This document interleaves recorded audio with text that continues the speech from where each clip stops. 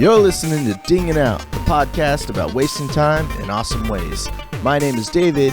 You can find me severely slacking off as Sandbox Quince. On today's episode, I'm going to talk a little bit of Final Fantasy XIV, some Destiny, and quite a bit of Shroud of the Avatar. Today's recording date, Tuesday, September 22nd, 2015, and this is episode number 7.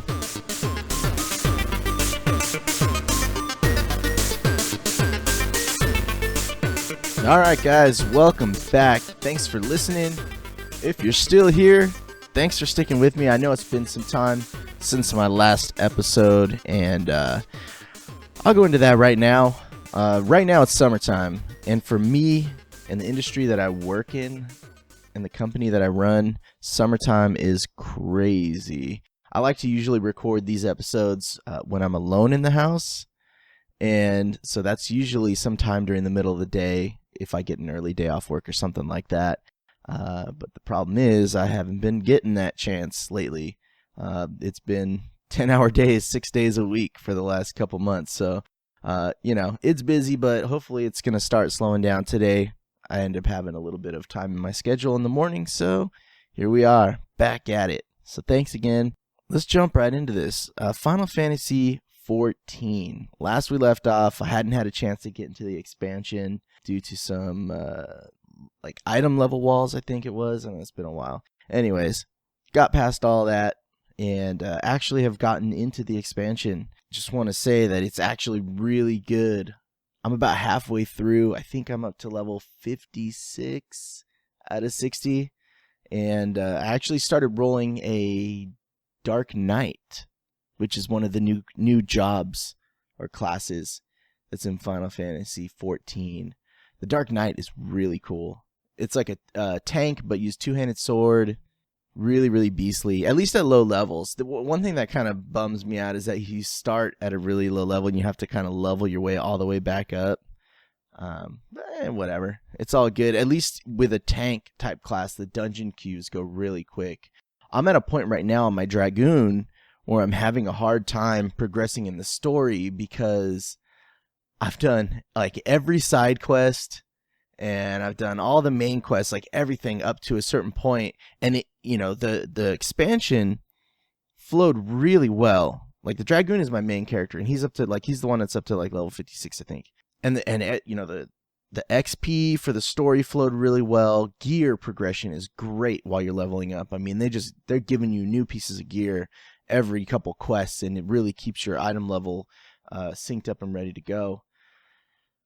Until where I'm at right now, I'm at a certain point to where I think I'm 56, maybe 55, and the next quest requires you to be like the next level, which is kind of like hitting a wall. It's really strange. So, from 50 to 55 is just smooth sailing quest progression, just going through the story, playing, along at a nice smooth pace, no problems. And then once I hit 55, I started getting these level gaps to where it's like you can't take the next story mission until you get to the next level.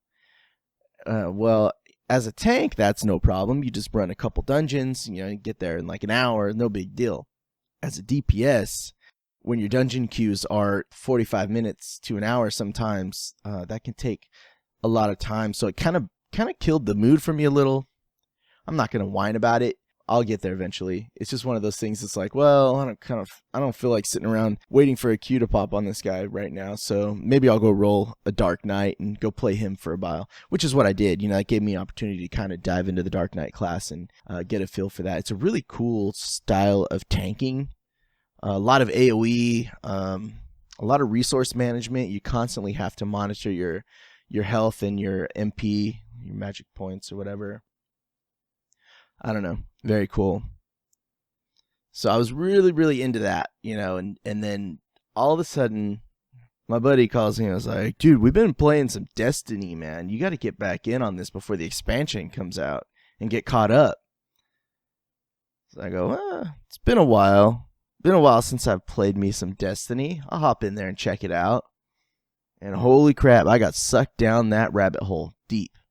In just a few days, I went from like level 15 to level 32, And for some reason, I had the magic dice when it comes to the random number generator for getting gear drops and stuff. Because once you hit level 20 in that game, you can't, at least previously before the expansion, once you hit level 20, you don't level traditionally up past that. So in order to get to the cap, which is level 34, it was all based on gear that you acquired, which gives you a light level, because each gear has a certain level of light and it kind of averages out. So for some reason, we would run these strikes together, which are like the dungeons, and then a couple, just do stuff. And for some reason, I was just getting the good gear. I got a gun called the Fourth Horseman, which is a fully automatic shotgun that fires off 5 shells in about half a second. Thing's amazing. But yeah, I just happened to get lucky, and I went from level 20 to level 32 really fast. Kind of left some of my friends in the dust, and then, it is what it is. So the expansion just came out for Destiny, and everyone seems to be really liking it. They changed a few things. No longer do you have to level up your light score to get past level 20. They changed the light system into be more like item level or gear score in World of Warcraft or Final Fantasy XIV. It's sort of an average of your damage plus your defense on all of your gear. It's still a gate to get you into content, so you still have to make sure you get good gear. But at least, in order to level up, you can do it by missioning or just grinding on killing mobs and stuff, But I haven't had a chance to get into it. Expansion's been out for like a week now, and I haven't even picked it up. It's kind of crazy. And the reason for that is I got sucked into a little game called Shroud of the Avatar. Shroud of the Avatar is being made by Richard Garriott, aka Lord British, who, if you don't know who that is, that he is like the grandfather of the modern Western RPG. He created the Ultima series and also Ultima Online, which I don't know if I've talked about it much in past episodes, but Ultima Online was like probably one of my favorite games of all time. Like, if I had to do a top 3 favorite games of all time, it would be Final Fantasy VII, Ultima Online, and Legend of Zelda Ocarina of Time. So back in the day, I used to have a problem, a real problem with Ultima Online, and it was one of those games where I was in high school.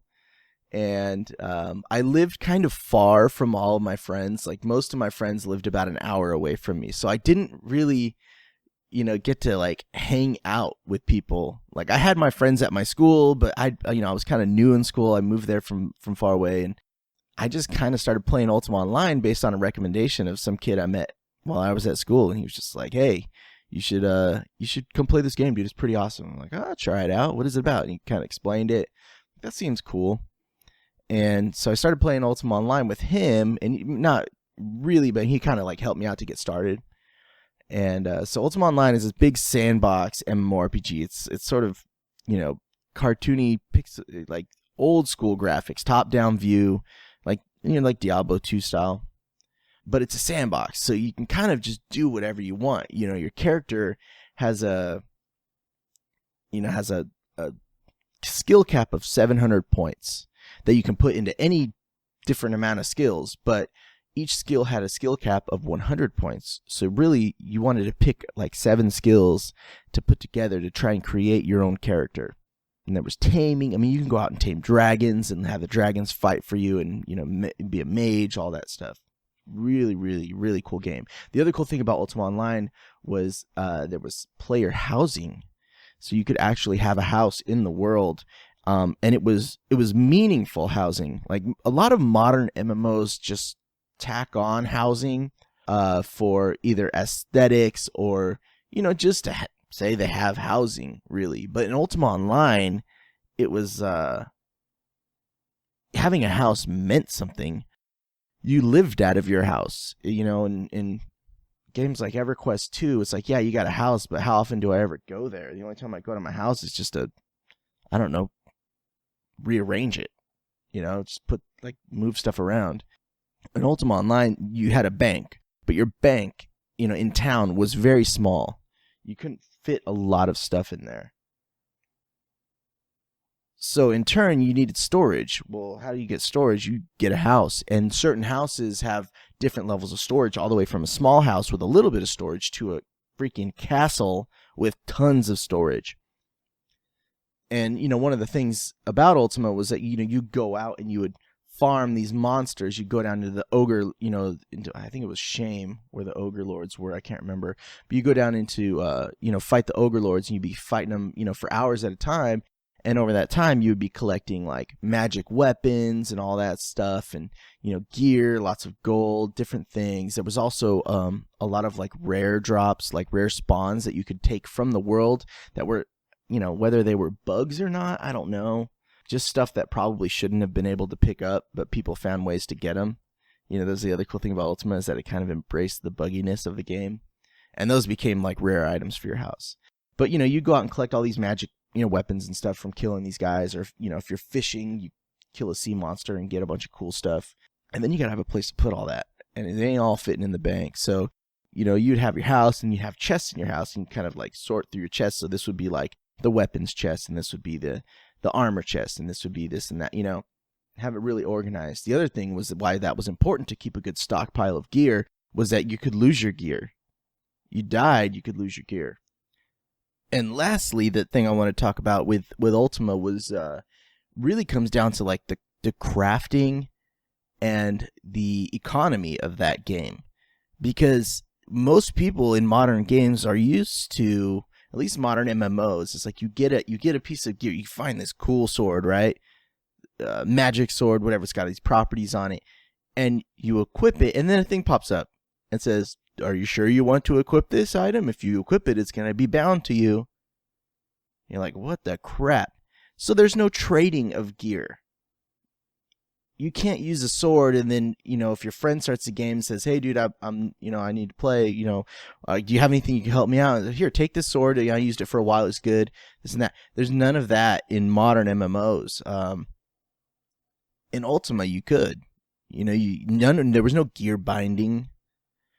When it comes to houses, land was a commodity in that game, because there were, as soon as people started playing, that whole server filled up with houses. So if you found a house that was in danger of collapsing, because if you didn't refresh your house enough, once every 7 days or 14 days or something like that, you had to open a door in your house to refresh it, your house could collapse. And if your house collapsed, all of your stuff in that house just dropped on the ground.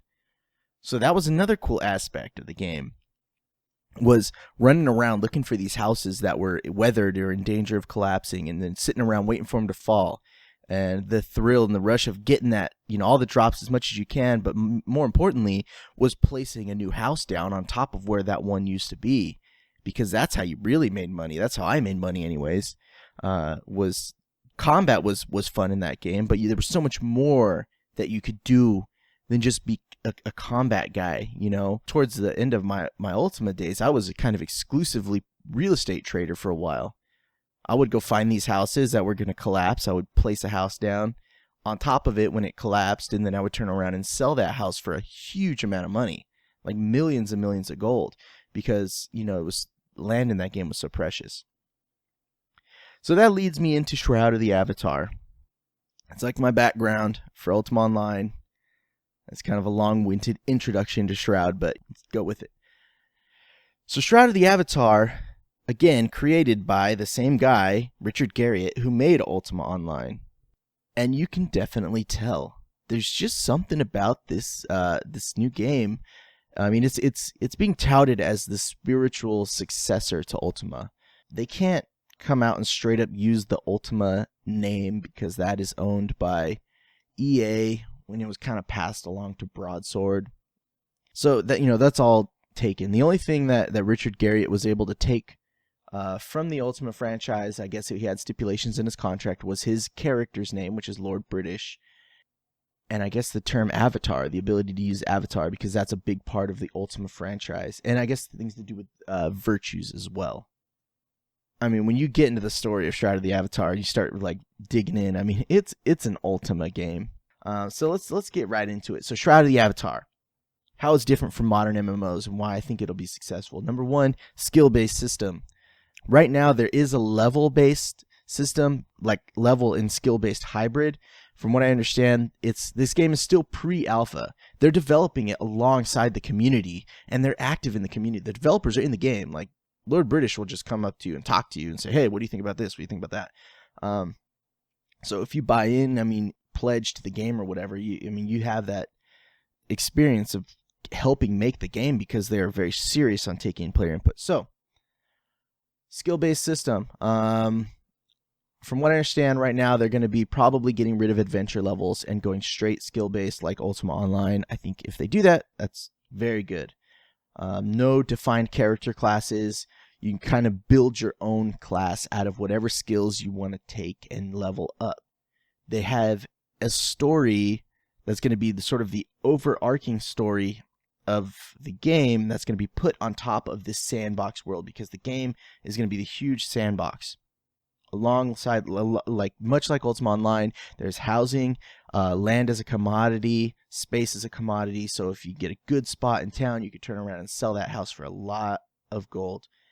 Crafting is very important. All the gear and stuff is player made.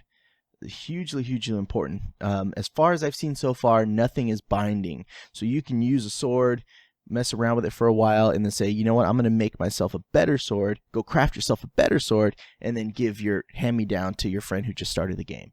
That's awesome. So going back to the story on top of the sandbox, the whole thing is we're going to put a story on top of a sandbox so that it, this is a way they feel like it can mesh, because usually story-driven games, sandbox games, kind of clash. But if there's a story within it that's sort of tailored to you, I think it can work. They've got Tracy Hickman writing in collaboration with Richard Garriott the story of this game. Tracy Hickman is one of the authors for the Dragonlance Chronicles. He also did a lot of stuff with D&D.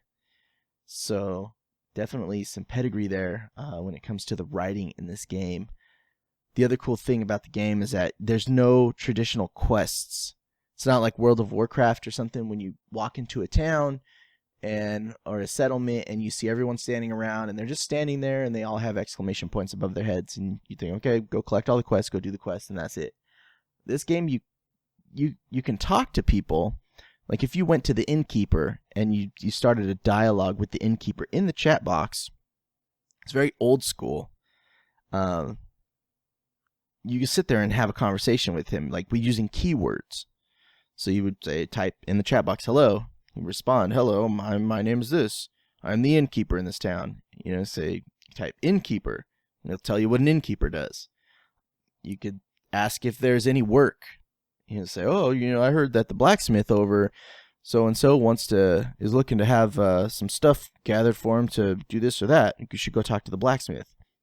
There's a journal, but the journal sort of keeps track of things in chronological order. It's not like a broken down quest list. So it's very, I don't know, man. They're going really old school, and I've been seeing this a lot with some games like Camelot Unchained, and what's the other one? Is it Prometheus? That's the one that's, it might be Prometheus. It's the one that's from Brad McQuaid he remaking like an old school EverQuest style game. There's a lot of games that are doing this. Project Gorgon is going retro. It's kind of a big thing. So far, the only one that seems to be doing it really well, from what I've seen, is Shroud. I mean, Richard Garriott, for whatever reason, that dude knows how to make a good game. Going back to the whole questing thing. So yeah, you would walk over to the blacksmith across the town, and be like, "What's up, homie? Heard you got some work." Be like, "Yeah, actually, I need a hammer because mine just broke. Do you think you can go find one? Go fetch one for me?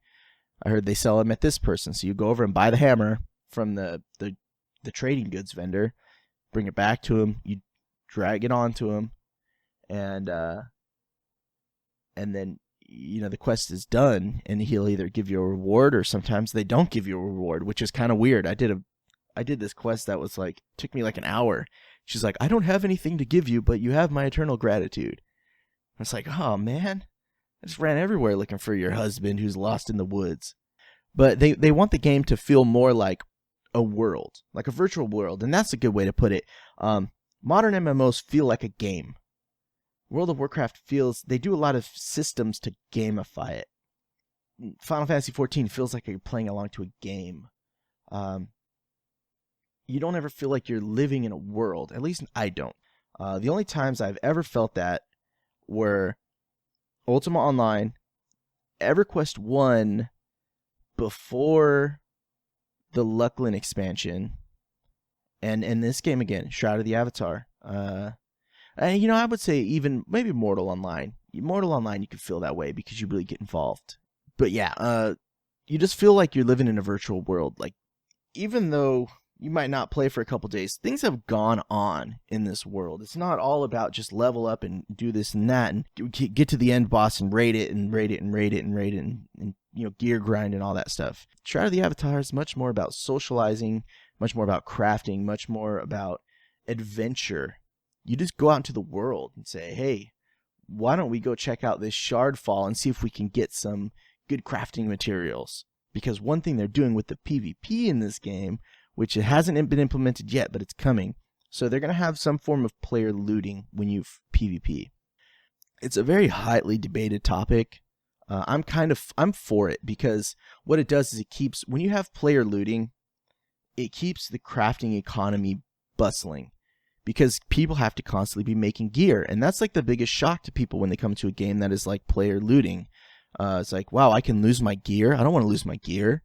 Like, what if someone, and that's coming from a World of Warcraft mentality or an EverQuest mentality where it can be really, really hard and take a long time to acquire a certain item, whether it be long quested or raid, week after week and all that stuff. And yeah, in those games, player looting would be awful. But in a game designed for it, in a game designed where nothing is bound to you, where gear is just a crafting station away, it's not that bad to have player looting. But they're not going to do full loot. So what they're going to do is a couple of things. They're going to do a ransom system for gear where, like, if I kill you, you're going to get a little pop-up and say, oh, he can take your gloves. You can pay this much gold to keep your gloves, or you can just let him take your gloves. And you can say, okay, pay the gold, and then if you click to pay the gold, then I, who killed you, would get that gold instead of getting your gloves, which that might be the more popular option because then I don't want to have to worry about trying to sell your gloves or something unless it's something I want to use. So that's one thing. The other thing that they're doing is going back to just exploring and adventuring is crafting materials are going to be really, really important, and they're going to be putting some very important crafting materials in the PvP zones. There are these zones called shard falls, which are basically shards from like there's a moon or planet floating around the world. You can see it at night. That's all just broken up into a bunch of pieces. So those comet pieces in certain areas have fallen down to the ground. And so those are going to be really resource-rich areas, but they're also open PvP areas. And one of the things they're talking about doing is like anything that is looted in a PvP-enabled zone, like if you're out there harvesting crafting materials, anything that is looted in that zone, whether it be from monsters or harvesting, can be looted from you if you are killed. So it's going to be high risk, high reward in those zones. And I feel like that's a good balance because it's going to drive people to really go into those zones to get the rare crafting materials. It seems like a good way to do it. Otherwise, why would people go there? Unless you're just looking to roam in PvP, those zones will probably be dead. But now you're going to have an economy going on in there. People want to get in, get out, probably bring some protection with them. There's a whole thing of if you're a crafter and you want to get some of this rare material, you can hire a mercenary guild. Like there will be mercenary guilds. I would do it. Be like, hey, you want to go out there and get this stuff? Me and my buddies will come help you and we'll protect you, but you got to pay us. It provides a lot of opportunity for that. And then also just for random exploration. I found this dungeon. I was actually taken into this dungeon by a guildmate of mine, and the level of detail and exploration inside this dungeon was unmatched from anything I've seen. There's hidden switches on the walls that open hidden doors. that you wouldn't even see if you were just walking by. Like, you just seriously just walk by and never know that hidden pathway was there that leads you to all sorts of other places. Cool bosses. The dungeons are just creepy and dark. And that's another thing that's really important in this game is lighting. The dungeons are very dark. So you have this little spell called Light, and you cast it, and it puts a little sun that kind of hovers around your head, and it gives you a little bit of lighting through the area, but it's not a lot, so you can only see like 10 feet in front of you. Everything else you can kind of see, but it's really dark. It adds great atmosphere to the game. Just, oh man, there's so many cool things that they're doing. Granted, it's still, like I said, early alpha. There's still a lot of bugs, a lot of tweaking that's going to be going on. I mean, every week there's an update to the game that's something's getting changed. The skill system, this new, they just put in a used-based skill system that is like, if you want to get good at using a sword, use a sword. But it's kind of janky right now because it's like, if you want to get good at using a sword, you have to have a hidden pool of points that will get put into that sword skill. And to get that hidden pool of points built up, you have to go kill monsters, and it creates like this XP pool to draw from. And that's a little janky because I've leveled up to, my guy's like adventure level 38, and like I said, I think the adventure levels are going to be going away, but I think the XP pool is based on your adventure level. I'm not sure. In order for me to get XP points, like, I wanted to switch from swords to bludgeon so I could use hammers instead. And I can't just go out and fight with a hammer and level up because I don't have that XP pool built in to distribute points into that. So there needs to be a way to fix that, and I know they're working on it.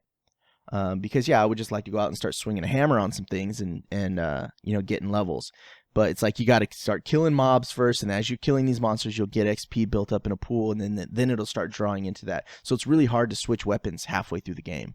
That needs to be addressed, and it is. One of the things I really like about Shroud is just how involved the devs are. I mean, they're always on the forums talking to people, taking feedback, changing the game based on what the players feel works and doesn't work. It's really kind of unparalleled what they're doing. I haven't seen this much like community involvement in a game development ever, really. So, anyways, that's kind of what I've been up to. Just playing a lot of Shroud, and I will probably get into the Destiny expansion this week. Maybe talk about it on the next episode. If you guys are interested in checking out, any of the Shroud of the Avatar stuff, I've been doing some Let's Play videos on it, and they're going really well. Seems to be getting quite a positive response. So this is what I think. This kind of leads me into what my plans are for this podcast and for my videos and all that stuff. Because for a while I was experimenting with this podcast being new and trying to say, well, maybe I could put it to like overlay to some gameplay videos and all that stuff. Get it on YouTube. But I think I'm not going to do that anymore. I think I want this podcast to just sort of be like an audio blog, which is what I originally intended it to be. Just kind of me rambling and talking about what I've been up to, just as a personal exercise for myself. So I'm going to keep the podcast as just an audio format. But I am going to start getting more into Let's Play videos, doing that kind of stuff on YouTube, because I actually found that I quite enjoy doing it. Recording the videos and editing it down and adding, if I need to add music or speeding up and slowing down parts and kind of creating this video and then putting it out there with narration, talking about what I'm doing and all that stuff.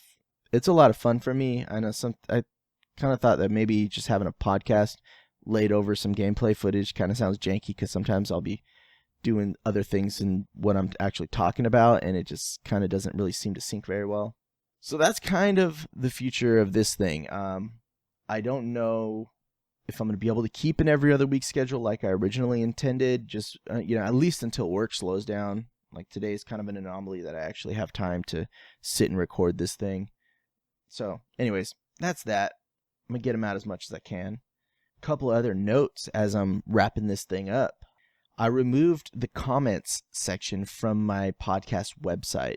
And the reason for that is I was getting about 100 emails a day for spam approval, comment approvals.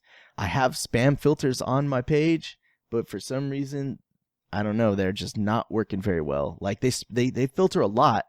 Like they probably filter like 500 out of 600 comments but it's still, my phone is just blowing up on me all day long, thinking I'm getting texted, and it's actually an email alert with spam. It was driving me crazy. So no more comments on that. If you do want to get a hold of me, talk about anything, you can always send me an email like Nathan.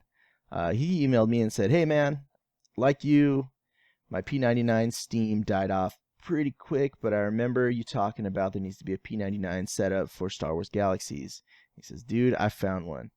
I don't know if you played it, but it's called SWG Emu. You should check it out. It's classic Star Wars Galaxies. Later, Nathan H. Yeah, man, I have played that, and it is cool. That game is a trip. It's it's so weird because it doesn't control like anything. It's that thing exists in a bubble. Like, it's its own little world and own little set of rules, and also very inspired by Ultima Online. Sandbox style with housing and crafting is all super important. And you know, the old school Star Wars Galaxies was skill based. You create your own class, do what you want. It's cool. Yeah, I have played it. It's kind of buggy, that server. When I played it, it was kind of hard to get rolling. But what it comes down to for me is just time. I don't have a lot of time anymore. And what I do, it's just, like I said, I've been so sucked into Shroud of the Avatar. And actually, if you're playing that, you might want to try Shroud, because there's a lot of similarities to Star Wars Galaxies and Shroud, aside from, you know, it's not really Star Wars, it's a fantasy-based setting, but a lot of cool stuff with housing and, you know, having player vendors and crafting and all that stuff. Really, really cool. So thanks for that email. Continue along. So yeah, if you want to get a hold of me, email me. You can find me on Twitter as SandboxQuint. Definitely super active on Twitter. Probably that's where I'm mostly active, is Twitter. The other thing is look me up on YouTube, which is I'm SandboxQuint on YouTube. 2 words, Sandbox and Quint, different words. For some reason, they wouldn't let me do one solid word for a name. So it's first and last name, SandboxQuint. And I've been doing some Let's Play videos, and I'm going to be doing a lot more on there. If you're at all interested in Shroud, check it out. And lastly, yeah, email me, sandboxquint@gmail.com. Anyways, that's it for the show, guys. It's a long one. I'm probably going to have to edit this one down and cut out a bunch of stuff just because, but you won't know that. It's magic. Thanks again. I'll see you guys back in a little bit.